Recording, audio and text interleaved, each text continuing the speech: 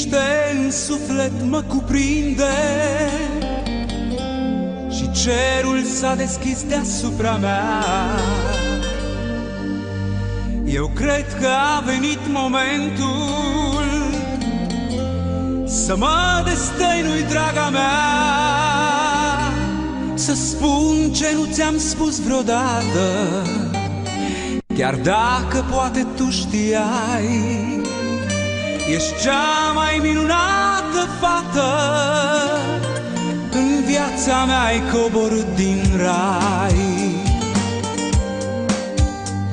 Cât de frumoasă pot să fii, iubito, ridică-ți voalul să te pot vedea.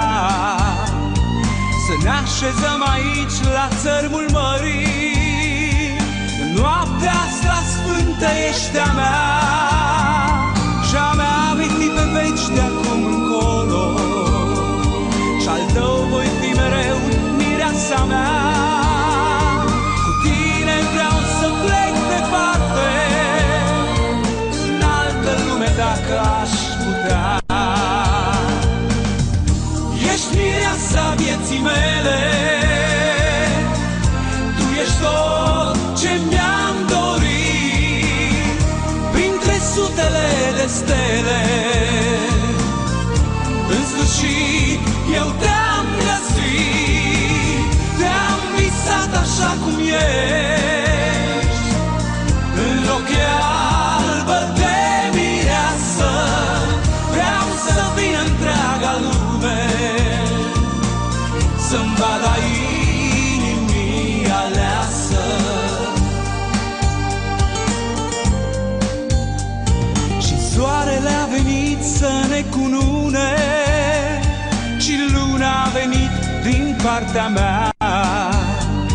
Pe tine eu te vreau în asta lume, pe tine te doresc, mireasa mea.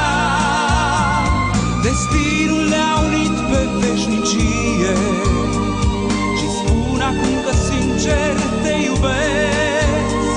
Sunt martor soarele și luna, cu tine viața vreau să o trăiesc. Ești mireasa vieții mele, tu ești tot ce mi-am dorit, printre sutele de stele. În sfârșit eu te-am găsit, te-am visat așa cum ești, în ochii albă de mireasă. Vreau să vin întreaga lume să-mi vadă inimii aleasă. Ești mireasa vieții mele, tu ești tot ce mi-am dorit, printre sutele de stele. În sfârșit eu te-am găsit, te-am visat așa cum ești, în ochii albă de mireasă.